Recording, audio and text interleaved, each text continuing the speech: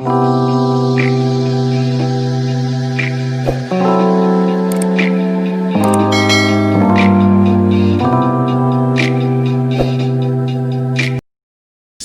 Oke.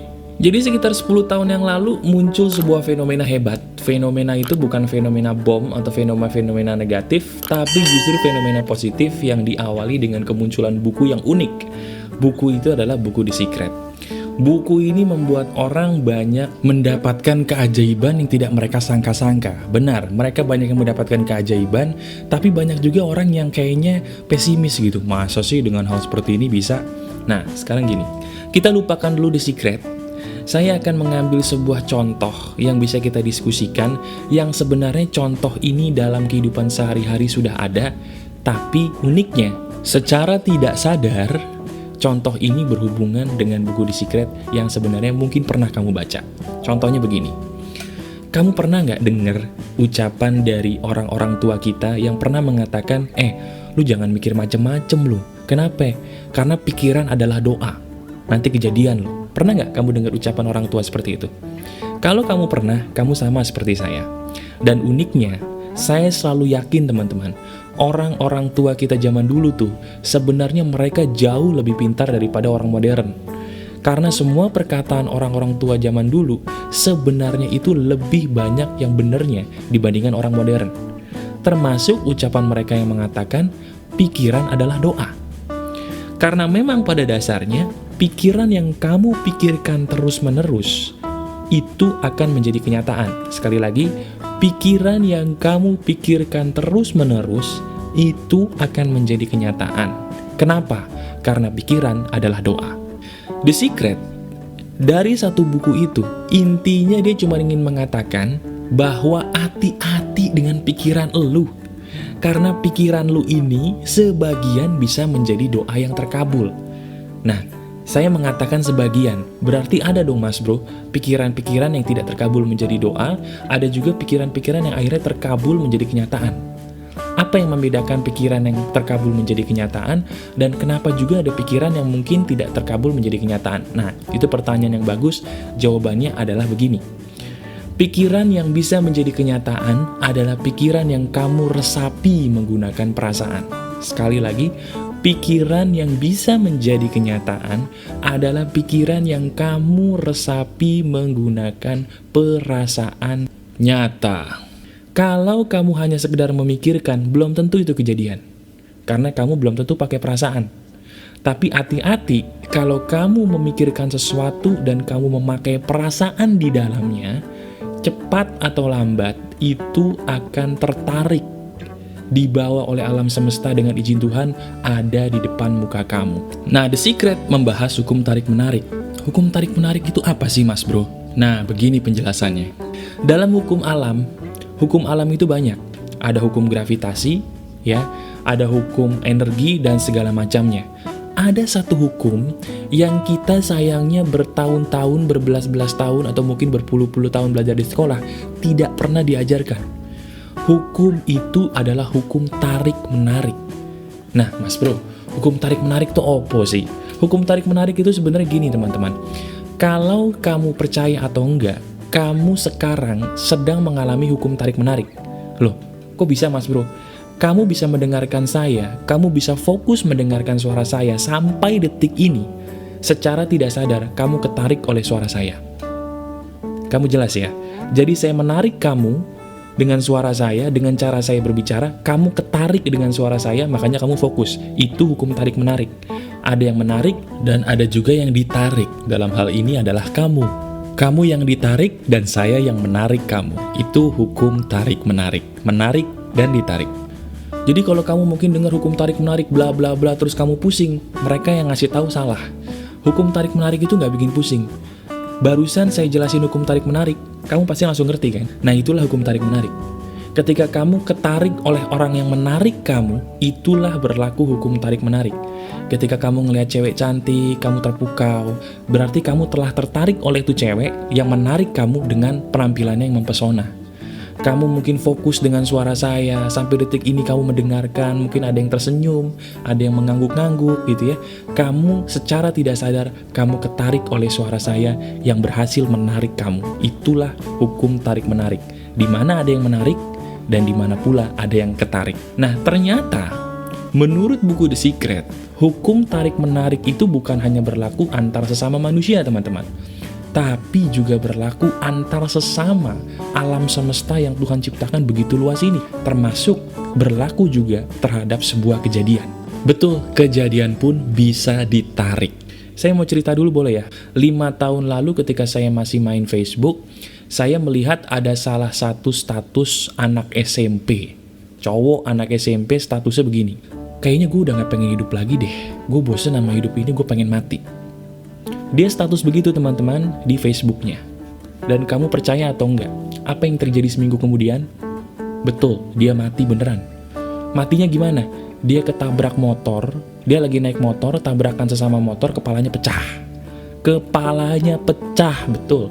Dari situ orang heboh. Orang heboh kenapa hanya dengan sekedar menulis status di Facebook kok malah kejadian? Itulah saya ingin mengingatkan kepada kamu, hati-hati apa yang kamu ucapkan dan pikirkan, itu bisa menjadi kenyataan. Dari peristiwa yang saya katakan tadi barusan, ada nggak hubungannya Mas Bro, peristiwa itu dengan hukum tarik-menarik? Ada. Tadi saya bilang bahwa dalam semesta alam ini, hukum tarik-menarik bukan hanya berlaku antar sesama manusia, tapi bisa menarik kejadian. Barusan saya bilang gitu kan? Nah, si anak yang tadi mati, itu dia secara sadar atau tidak sadar, dia menarik kejadian yang membuat perkataan dia pengen mati jadi terkabul. Jelas ya? Jadi kalau kamu memikirkan sesuatu pakai perasaan, hati-hati, itu bisa jadi terkabul, bisa jadi kenyataan, baik itu adalah kejadian yang baik, atau jangan-jangan itu justru kejadian yang buruk. Bahkan saya punya satu rahasia. Rahasianya adalah begini, apapun yang kamu alami saat ini, dimanapun kamu sekarang, bagaimanapun kondisi kamu sekarang teman-teman, itu adalah hasil dari pikiran kamu sendiri di masa lalu secara sadar atau tidak sadar. Pikiran kamu di masa lalulah yang menarik kamu menuju keadaan kondisi yang seperti sekarang ini. Dan kalau kamu ingin merubah hidup kamu, bisa nggak? Bisa. Caranya gimana? Awasi dulu pikiran kamu. Awasi dulu pikiran kamu.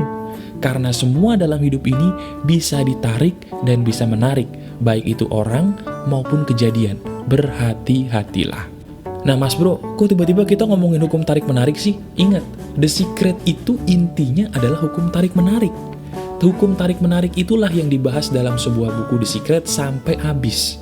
Nah sekarang saya tanya, kamu bisa sadar atau nggak sadar, sebenarnya masalah dalam hidup kamu itu kamu sendiri loh yang narik. Hati-hati, masalah dalam hidup kamu itu bisa jadi adalah kamu sendiri yang narik secara tidak sadar. Contohnya begini, kamu punya hutang.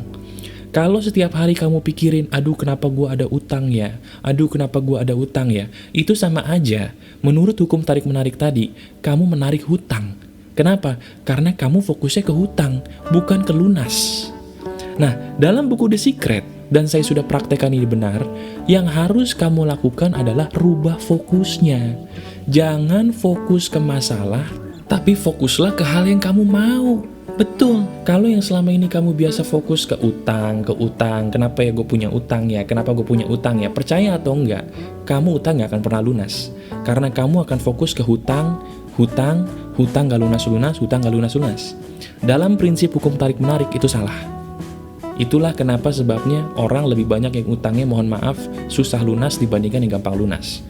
Nah, terus Mas Bro, gimana caranya dong kalau misalnya gue punya hutang dan gue pengen cepat lunas menggunakan prinsip law of attraction atau hukum tarik-menarik ini?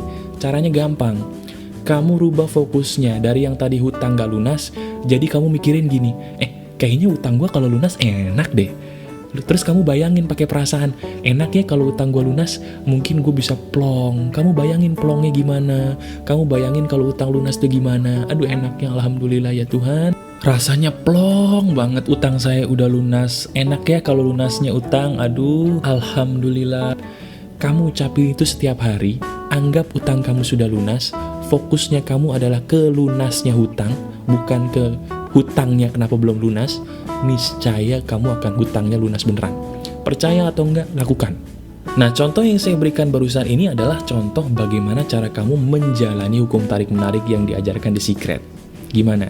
Sebenarnya gampang ya? Emang beneran gampang. Yang bikin susah itu adalah mungkin bisa jadi orang yang menyampaikannya terlalu berlebihan, ya. Tapi tenang aja teman-teman, kali ini saya akan langsung memberikan kamu praktek. Praktek yang bisa membuat kamu semakin mengerti hukum tarik-menarik itu kira-kira seperti apa sih Mas Bro, dan bagaimana caranya saya bisa mempraktekannya. Jadi gini, intinya dari hukum tarik-menarik yang diajarkan di Secret adalah apapun yang kamu pikirkan menggunakan perasaan, kata perasaannya digaris bawahi, akan menjadi kenyataan cepat atau lambat. Kalau kamu bisa memikirkan sesuatu menggunakan perasaan, semua itu akan menjadi kenyataan dengan izin Tuhan pastinya. Ya. Nah, sekarang gini, saya akan langsung membuat kamu mendapatkan apa yang kamu mau dengan izin Tuhan menggunakan hukum tarik-menarik ini. Kamu siap ya? Caranya gimana Mas Bro? Caranya gini, kamu pikirkan apa yang kamu mau, satu aja. Kamu pikirkan apa yang kamu mau, satu. Dan kamu tulis di kertas dengan bahasanya seperti ini. Kamu tulis di kertas, saya bersyukur karena saya sudah mendapatkan. Apa? Kamu tulis mendapatkan apa? Dan saya merasa sangat bersyukur karena saya sudah mendapatkan itu semua saat ini. Ya, sekali lagi kamu tulis, saya bersyukur karena saya sudah mendapatkan apa? Kamu tulis, dan saya bersyukur karena saya sudah mendapatkan itu saat ini, saya berterima kasih, titik. Kamu tulis gitu. Sekarang kamu tulis di kertas. Tulis dulu. Sambil kamu nulis, kamu pause dulu video ini sekarang ya. Silahkan di pause dulu, kamu tulis dulu. Nah, setelah kamu tulis, sekarang kamu praktekkan satu hal lagi bersama saya. Oke? Sekarang kamu memejamkan mata. Pejamkan mata kamu saat ini, kita langsung praktekkan, insya Allah dengan izin Tuhan semuanya terkabul ya. Kamu pejamkan mata. Kamu pejamkan mata kamu, kemudian saya akan ajak untuk berlatih yang namanya visualisasi. Waduh, apalagi tuh Mas Bro? Visualisasi bahasa kerennya adalah berkhayal pakai perasaan Mas Bro. Orang ngomong visualisasi tuh opo, intinya berkhayal pakai perasaan. Ngerti ya? Berkhayal berarti kamu membayangkan sesuatu. Betul, kamu bayangkan sesuatu hal yang kamu tulis tadi, tapi yang kamu taruh di otak kamu, bayangkan seolah-olah apa yang kamu tulis tadi sudah kamu miliki. Di sini seninya. Kamu bayangkan yang kamu tulis tadi secara detail, dan kamu bayangkan seolah-olah kamu sudah mendapatkan atau sudah memiliki. Gimana? Di sini seninya ya. Kamu belum dapat tapi kamu disuruh membayangkan bahwa kamu sudah memiliki. Bayangkan dulu apa yang kamu mau. Sambil kamu membayangkan apa yang kamu mau, kamu rasakan dulu. Ih, rasanya enak banget loh kalau gue udah punya ini, rasanya enak banget. Kamu bayangin gitu. Kamu sentuh apa yang kamu mau tadi, dalami perasaannya. Semakin kamu mendalami perasaan seolah-olah kamu sudah punya apa yang kamu pikirkan tadi, semakin cepat juga dia akan datang kepada kamu. Itu rahasianya. Saya kasih contoh satu lagi mau ya, biar jelas. Misalnya gini, gue pengen banget Mas Bro, utang gue lunas. Oke, kamu tulis, saya bersyukur karena saya sudah bisa melunasi hutang piutang, dan hutang saya sudah lunas saat ini. Saya berterima kasih sekali. Kamu sudah tulis, kamu memejamkan mata, dan kamu bayangkan bahwa rasanya seperti apa sih utang kalau lunas. Sambil kamu katakan begini, terima kasih, dan terima kasih. Saya bersyukur karena hutang saya sudah lunas selunas-lunasnya. Saya sangat bahagia dan plong sekali karena saya sudah bisa melunasi hutang saya selunas-lunasnya. Terima kasih Tuhan, saya bersyukur karena hutang saya sudah lunas. Saya bersyukur. Terima kasih, dan terima kasih. Kamu rasakan seperti apa rasanya, kemudian kamu buka mata. Rasanya tercapai, enak ya? Nah Mas Bro, kok pakai teknik bersyukur itu lagi sih? Bukan itu kemarin kita udah belajar. Nah gini, justru The Secret itu intinya ngajarin kamu berdoa sambil bersyukur. Cuman bersyukurnya beda. Bersyukurnya seolah-olah apa yang kamu mau sudah terjadi.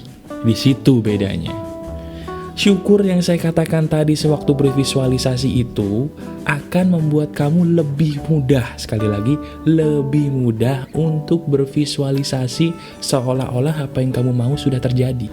Nah, ketika kamu sudah selesai mempraktekannya, kamu buka mata kamu kembali, dan kamu jangan pernah memikirkan bagaimana dan kapan ini akan terjadi atau terkabul. Sekali lagi, jangan pernah pikirkan kapan dan bagaimana ini semua bisa terkabul. Kamu jalani saja apa yang kamu mau jalani, kemanapun kamu ditarik oleh alam, kamu melangkah ke sana. Itu kuncinya. Melangkah tanpa perlu banyak bertanya dan banyak berlogika. Itu kunci sejati keberhasilan The Secret.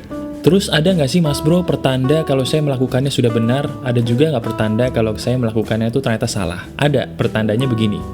Kalau kamu melakukan hal itu dengan benar teman-teman, kamu yang tadinya perasaan kepengen kamu udah hilang.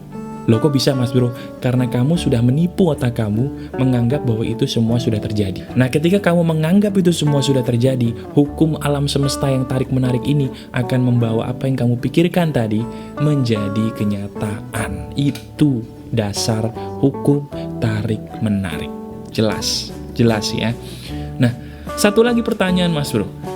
Di mana letak Tuhan dalam hukum tarik-menarik ini? Banyak orang mengatakan, wah buku The Secret ini meniadakan Tuhan, menjadikan manusia sebagai Tuhan. Begini, orang yang meniadakan Tuhan hanya karena hukum tarik-menarik atau buku The Secret, itu orang bodoh.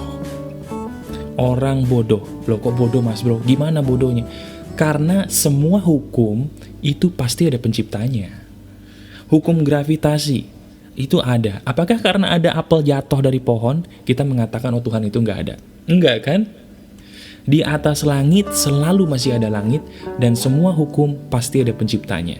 Jadi kalau gue pakai hukum tarik-menarik, terjadi dengan izin Tuhan juga mas bro? Iya, tetap harus dengan izin Tuhan. Kenyataannya, setiap doa, apapun cara yang kamu pakai untuk berdoa, harus dengan izin Tuhan untuk bisa terkabul. Itu rahasianya. Ya, jadi sekarang kamu praktekkan apa yang saya katakan tadi, lakukan apa yang saya katakan tadi, dan ingat, kalau kamu caranya benar, kamu pun akan merasa seolah-olah mendapatkan apa yang kamu pikirkan tadi. Kalau kamu masih merasa needy atau kepengen akan sesuatu hal, padahal kamu udah melakukan ini, berarti cara visualisasi kamu salah. Itu tolak ukurnya benar atau salahnya kamu mempraktekkan hukum ini. Oke, silakan kamu praktekkan dan kamu laporkan hasilnya di bagian komentar di bagian bawah. Ada satu lagi informasi penting teman-teman yang akan saya beritahukan kepada kamu. Pagar Kehidupan mulai saat ini akan menyelenggarakan live streaming. Betul, live streaming setiap 2 minggu sekali. Live streaming itu apa? Jadi live streaming ini kalau ibarat bahasa gampangnya kayak siaran langsung TV. Emang bisa mas bro? Bisa ya. Jadi sekarang tugas kamu subscribe channel saya di Pagar Kehidupan kalau kamu belum. Karena dari subscribe ini, ketika saya nanti mengadakan siaran langsung tanya jawab, kamu akan langsung diberitahu oleh YouTube, Pagar Kehidupan nanti mau ngadain tanya jawab hari ini loh. Jangan lupa ya. Nah, untuk mendapatkan pengetahuan seperti itu atau informasi seperti itu, kamu harus subscribe dulu di Pagar Kehidupan ya. Silahkan kamu praktekkan apa yang saya katakan tadi, dengarkan video ini berulang kali supaya kamu jadi paham betul apa itu The Secret, dan jangan lupa subscribe supaya kamu bisa menjadi peserta untuk tanya jawab.